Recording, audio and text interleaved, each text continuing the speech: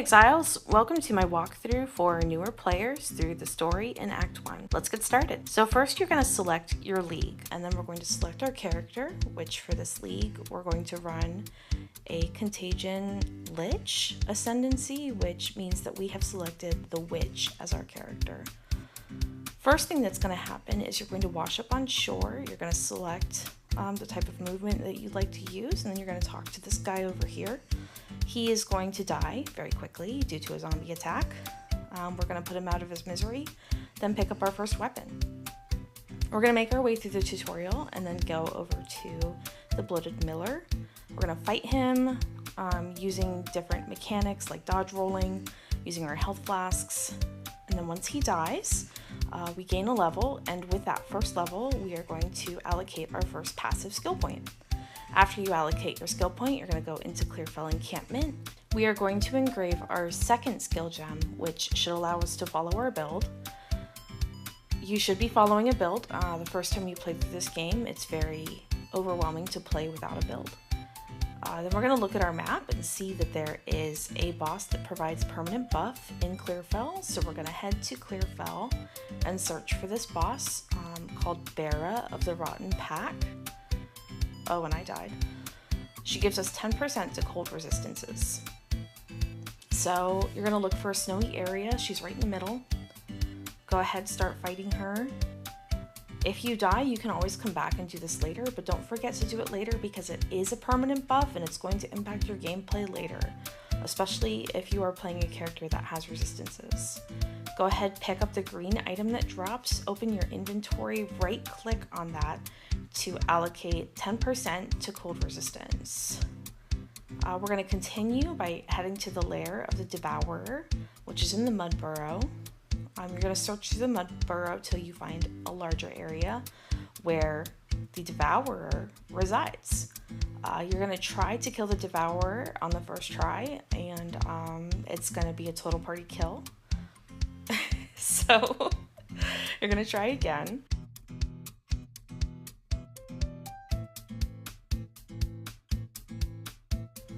After you kill the Devourer, you're going to head to the Grellwood, and we're going to look for the Tree of Souls, where we're going to find the Hooded One. You're going to talk to Una, and then she's going to direct you to look for the Red Veil. You're going to find the Red Veil in the Grellwood. After you enter the Red Veil, search for the Obelisks of Power. The obelisks are going to spawn monsters, and once you kill all the monsters, you'll receive green items. Make sure to pick them all up off the ground. This is another monster pack, another obelisk. Pick up your ruined guard.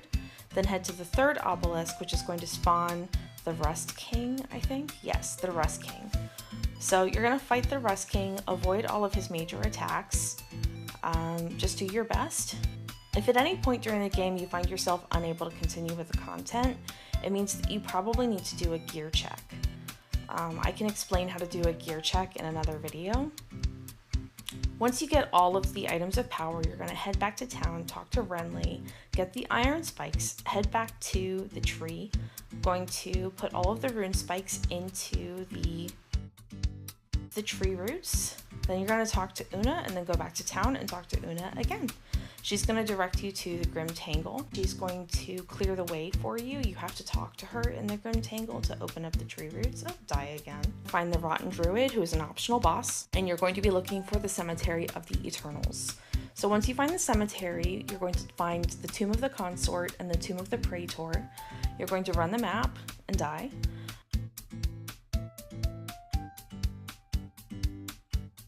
Each of these bosses, once you defeat them, is going to drop a green item. Be sure to pick up these green items throughout the campaign.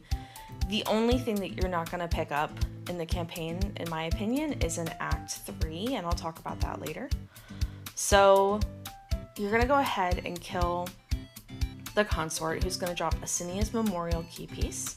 Then you're going to head to the Tomb of the Praetor, Mausoleum of the Praetor, whatever. And you're going to run the map. There's a little area in here you can access that has some riches that provide some gold and may provide like a rare item early in the game, which can be helpful. So it might be worth your time to look for it. After you kill the Praetor, you're going to pick up his memorial piece. Then you're going to go talk to Lachlan the Lost. You're going to open up the memorial gate, head through, and then you're going to kill Lachlan, who ends up being a pretty messed up guy when he finds out that all of his family's dead. He becomes enraged with grief, and then you have to put him out of his misery. So once you put him out of his misery, you're going to go back to town. You're going to talk to Una again. Give her Count Lachlan's ring, which is a green item that drops from Lachlan once you kill him. She's going to revive the hooded one, and then you're going to head to the hunting grounds. In the hunting grounds, you're going to die, and then you're going to look for Crowbell. So the Crowbell is going to be this little fight. He moves from area to area. You just follow him around and kill him. When he dies, he's going to drop a book of specialization, which you are going to pick up, add to your inventory, and then right click on it to gain 2 passive skill points. Next, we're going to head to Freythorn and complete all of the rituals there, which is going to lead to a big ritual at the end with the King in the Mists. You're going to fight him, and then once he dies, he drops a Gem Bloom Skull, which is going to grant you permanent spirit if you right click on it in your inventory. After that, we're going to head to Ogden Farmlands. We're going to look for Una's loot, which is going to be in the only accessible hut in that area. Then you're going to head to Ogham Village, and you're going to look for Renly's tools, which are going to be in a blacksmith chest, similarly in one of the only available huts in that area. Next, you're going to head to the Courtyard of Death, fight the Executioner, kill him as quickly as possible, try not to die. He has a big move where he drops his axe, and it's typically a one-hit KO, so avoid that. Fight all of his minions at the end, and then free Laetus. Gonna free Laetus, and then go talk to her in town. After that, you're gonna head to the Manor Ramparts, and then look for Ogham Manor.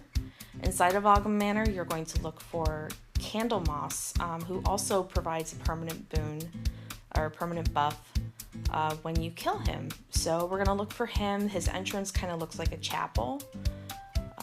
And then once you fight him and kill him, you're going to pick up Candlemass's Essence. So Candlemass's Essence, when you right click on it, is going to grant you plus 20 to maximum life, which can be very important for some builds. So you're gonna journey through the manor looking for the stairs, and then eventually for the arena, which is going to be 2 levels down. You're going to enter the arena and fight Count Geonor, who is going to have at least 1 period of invulnerability between the first and second stage of the fight. You're gonna die, and then you're gonna almost kill him. Well, your party's gonna almost kill him, and then ultimately it's going to be a total party kill. And you're gonna realize that you should probably increase your cold resistances to help you with this fight. So there's a couple ways to do that. You can get a Sapphire Charm and slot it into the slot for your belt. You can get a Sapphire Ring, which is gonna have good cold resistance on it, and then you can attempt the fight again. When you fight him again, if you get hit by ice this time, because your ice resistance or your cold resistance is higher, it's less likely that you are going to die from 1 hit or die from several hits, and it's going to be much easier to approach this fight. So that's what we did. And that is the end of Act 1. My name is NeedyCactus, and thanks for watching.